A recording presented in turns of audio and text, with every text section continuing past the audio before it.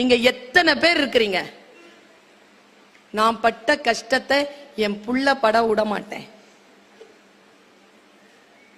இருக்கீங்களா? அவரு மொபைல் பார்த்துக்கிட்டே கையை தூக்குறாரு. நானும் இருக்கிறேன். நான் பட்ட கஷ்டத்தை எங்க அம்மாட்ட ஒரே கேள்வி கேட்டேன். அம்மா, 25 வயசுலலாம் நான் என்ன ஆகணும்னு நான் முடிவு பண்ணிட்டேமா, என் பையன் இன்னும் முடிவு பண்ணாம இருக்கிறாமா, ஏம்மான்னு கேட்டேன். எங்க அம்மா 82 வயசு. போன வாரம் தந்த பதில், உன்னை நான் கஷ்டப்பட்டு வளர்த்த மாதிரி நீ உன் பிள்ளைய கஷ்டப்பட்டு வளர்க்கல.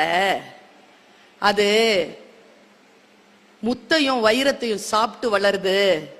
நீ கஞ்சிக்கு வழி இல்லாம வளர்ந்த, அதனால்தான் நீ வேகமா வளர்ந்த, அவன் ஸ்லோவா வளர்றான். வளர்க்கிறோங்கிற பேர்ல நாம செய்யற அநியாயத்தை ஒரு ஆப்பிரிக்க எழுத்தாளன் தன் புத்தகத்தின் முன்னுரையில் எழுதினான்.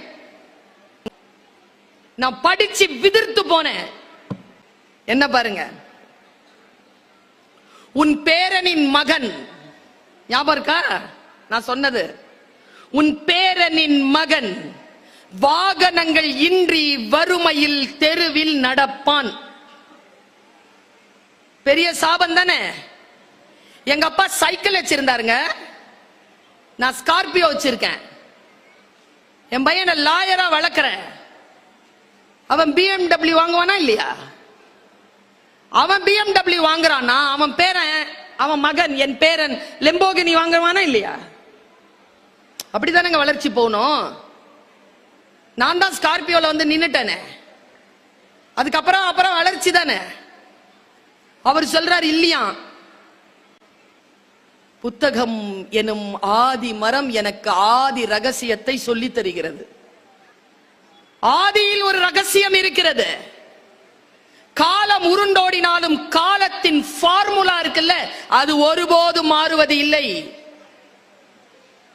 காலத்தின் ஃபார்முலாவை நீங்க புரிஞ்சுக்கணுங்கிறதுனால அந்த ஆப்பிரிக்க எழுத்தாளனுடைய வார்த்தையை நான் சொல்கிறேன். கவனம் பாருங்க, அவர் சொல்ற வார்த்தை, உன் பேரனின் மகன் வறுமையில் தெருவில் நடப்பான்.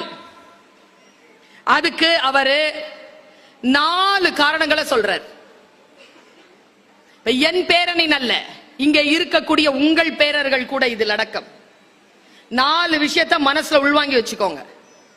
நம்பர் 1 ரூல், ஆதி ரூல். சிரமமான சூழல் வலிமையான மனிதனை உருவாக்கும். நான் உருவானது போல் இங்க இருக்கிற எத்தனை பேருக்கு என்ன தெரியும்? ஆல்மோஸ்ட் எத்தனை வருஷமா தெரியும்? 3 வருஷமா தெரியுமா? மொபைல்ல வந்து 3 வருஷமா தெரியுமா? 3 வருஷமா தெரியுமா? 3 வருஷத்துக்கு முன்னால இந்த மொபைல்ல நான் வர்றதுக்கு இதற்கு முன்னால 27 வருஷம் உழைச்சிருக்கேன்.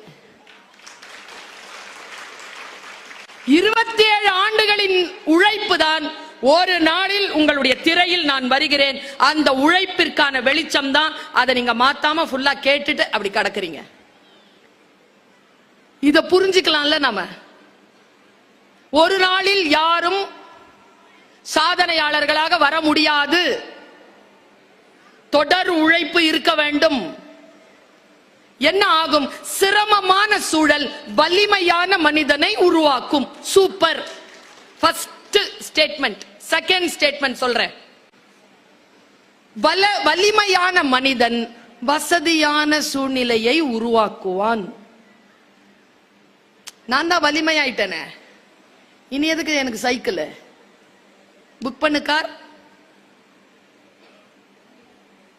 வலிமையான மனிதன் வசதியான சூழலை உருவாக்குவான். இங்கதான் புத்தகத்தை ஏன் படிக்கணுங்கிறது. இதை யாரும் சொல்லி தர மாட்டாங்க, புத்தகம் தான் சொல்லி தரும். பாருங்க,